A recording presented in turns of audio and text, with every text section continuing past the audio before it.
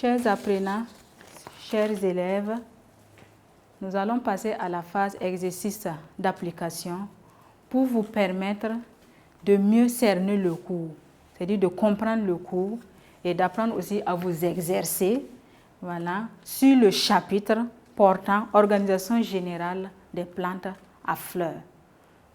Donc, exercice d'application.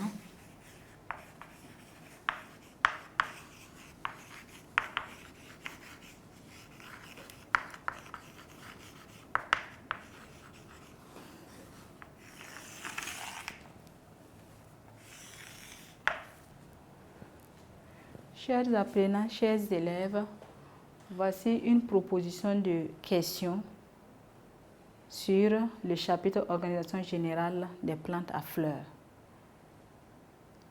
L'exercice est constitué de 6 questions. La première question, il s'agit de citer les différents types de racines. Deuxième question, définissez une plante dicotylédone. Troisième question, citez les différents types de fleurs. Petit 4, définissez un fruit sec déhiscent. Petit 5, donnez les différents types de fruits secs indéhiscents. Et en petit 6, faites le schéma bien annoté d'une fleur. Chers apprenants, chers élèves, pour réussir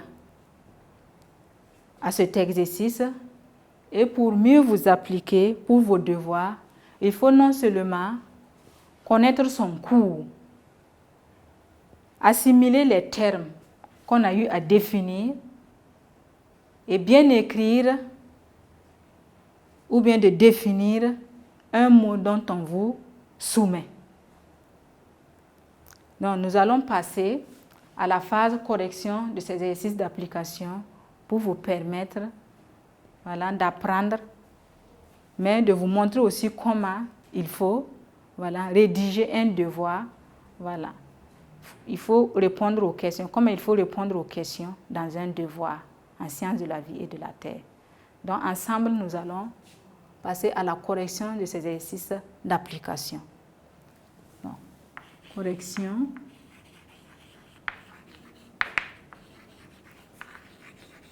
des exercices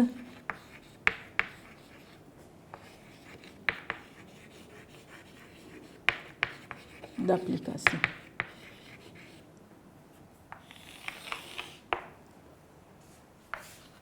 La première question nous demande de citer les différents types de racines. Nous avons vu 4 catégories de types de racines. Il s'agit premièrement des racines pivotantes, des racines adventives, des racines fasciculées et des racines tubérisées. Donc, on doit dire que citons les différents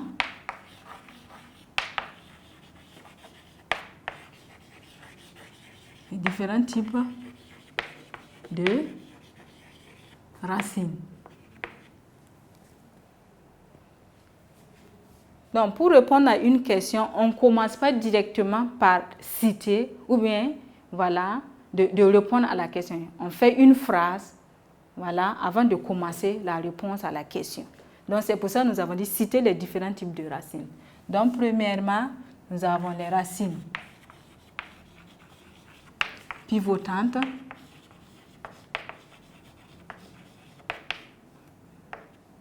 Deuxièmement, les racines adventives.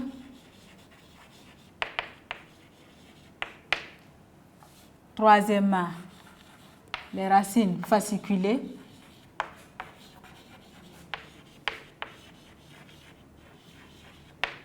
Et enfin, les racines tubérisées.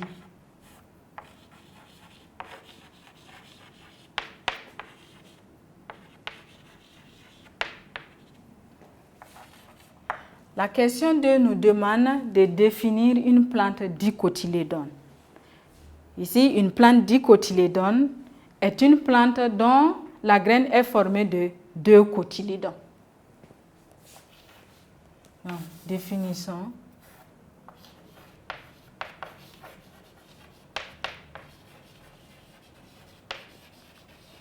une plante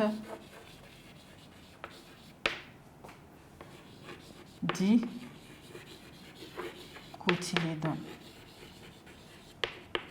Donc, nous revenons à la ligne. Une plante dicotylédone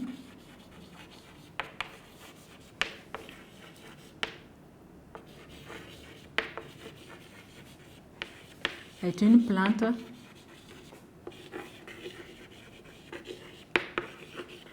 dont la graine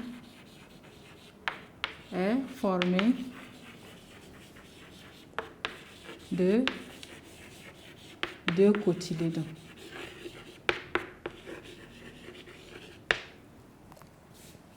Question 3. On nous demande de citer les différents types de fleurs. Nous avons vu deux grandes catégories de types de fleurs. Il s'agit des fleurs complètes et des fleurs incomplètes. Donc, citons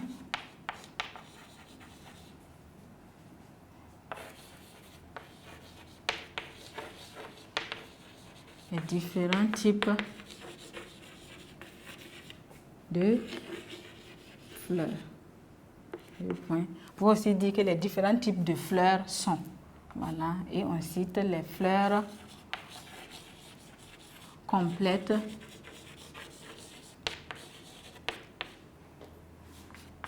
et les fleurs incomplètes.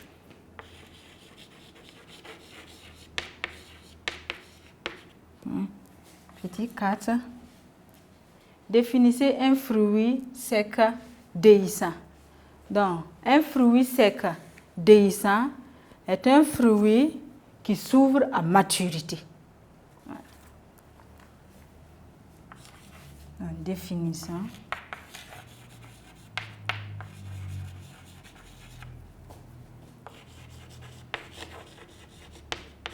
Un fruit sec déhiscent. Donc, un fruit sec déhiscent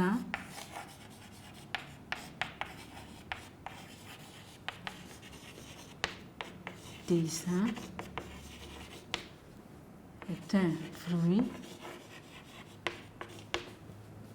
qui s'ouvre à maturité.